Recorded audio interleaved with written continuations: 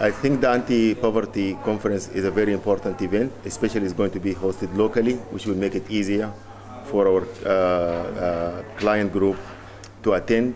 Poverty is a big issue for the Black and minority ethnic communities. It has been identified in recent research that it's a big issue for them, and the factors behind it, they can range from unemployment to lack of money to lack of qualification, lack of experience. All these issues are real issues for the local Black and minority ethnic communities, and therefore I'm sure the conference will be very, very useful.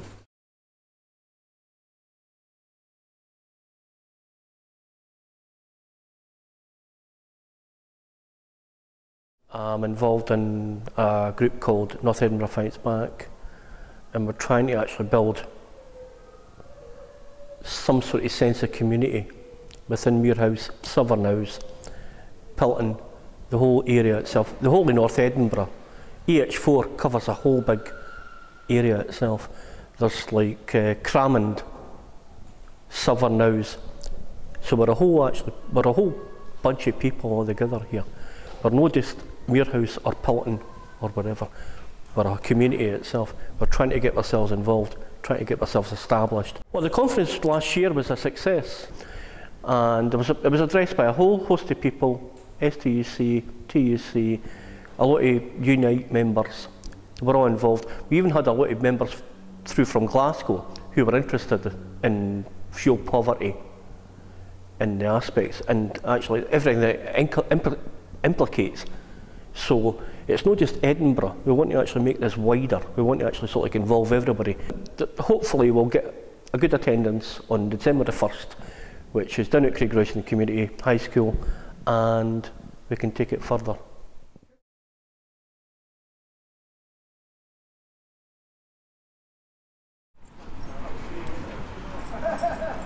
We're here today to protest against the closure of the co-op here.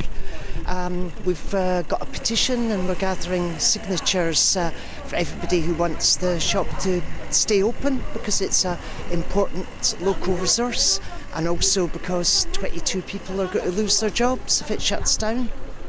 This shop, the co-op, is closing on the 29th of December with a loss of 22 jobs. But we feel that we're supporting particularly the co-op, but the co-op, all shops should stick with this area, right? Because if the co-op disappears, we're not going to have a shop, right? And people who they don't have a car, or they're, got difficulty walking and whatever, need a proper shop, a big shop that they can get their full shop, right? And if they go, you can bet your boots that other shops in this shopping centre will disappear as well. It's the only supermarket that's really in this area, especially for people who stay in Muirhouse and this part of Pilton here. There isn't any other supermarket. There's not really anywhere else that has fresh food. So it's really important that people have access to shops within walking distance, and also if it shuts down, it means the whole centre here on Pennywell Road loses a really important feature, and it will just contribute to the place becoming more and more run down. In the heart of this community, we need proper shops. We need a baker's, right? We need a butcher's, we need a fruiter's, we need a shop that sells people proper produce for a cheap price, right? And this is why we're here. We're here to demand that this area doesn't get run down, right? And the problem is that we're meant to be getting, very shortly, the start of lots of houses that are meant to be built in here. So why would a co-op disappear if these houses are meant to be starting? Because that'll give them a customer base bigger than what they've got at the moment. So that worries us. That worries us that the co-op's disappearing when the houses are meant to be appearing. And therefore we'll be asking two questions of the co-op. One, why are they disappearing? And on the people who are meant to be building the houses, we'll be demanding, when are they going to start these houses? Nice, fine, big shiny signs all over the area saying these houses are coming. We need houses now. We need a shop now, right? And that's what we're fighting for. We're fighting against poverty, and therefore we want decent shops. World Cafe is a way for people in North Edinburgh to get together, to share food together, to enjoy themselves with their family. It usually happens once a month, and I believe the local people were enjoying to meet once a month, to be together and catch up with our lives. The World Cafe is kind of, an event which gathered all people from different nationalities. It's kind of diversity of people where they come together, meet each other, talk to each other, have food together. I worked for CORE, or BCDP, the Black Community Development Project, until February 2012. Unfortunately, CORE closed down in August, and the council, local people and local organizations got together and established a transitional group which is aiming at bringing the BME community together to identify what's going to happen next in terms of BME support in the area. Today is the first World Cafe here at North Edinburgh Arts Centre. CORE, as an organization, ran a World Cafe in the period between 2007 and 2011. It was very popular in terms of bringing different people from different communities together around multicultural food, music. And that's the reason why when the transition group got together, we decided to adopt the same methodology in terms of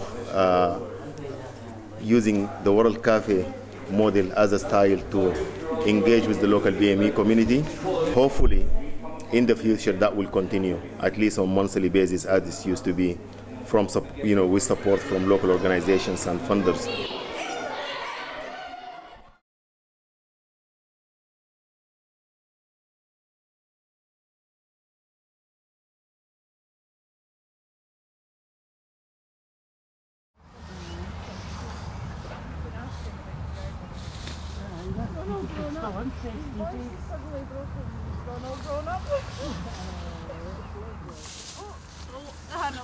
We've been congregating here today to do the path blitz.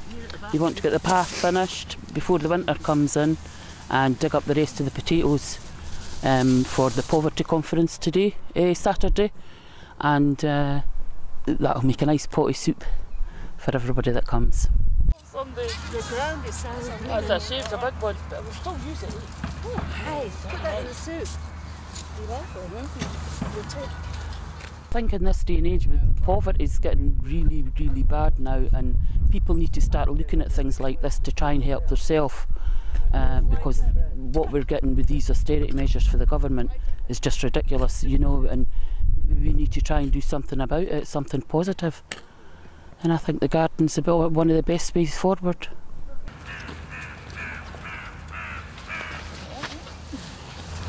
I basically gather people's ideas and organise the materials and try and make their ideas happen. So when people wanted to plant trees, because I know that happens in January when they're dormant, I organised the tree varieties and to get them actually to site, the tools, and provided some help on the day, supervising and showing people how to plant trees, because some people had never planted a tree before. This area is struggling a lot with poverty of various types, including food poverty. Food, especially fruit, is quite a luxury for people to buy. Fresh vegetables and things like that are very expensive, tend to be imported anyway, and we can grow quite a few here on our own, and it's freely available for anybody that wants to come and work. A lot of people have flats. There's a huge waiting list for allotments in Edinburgh, so people who have flats who don't have a garden can also come and take a little patch in here to work on.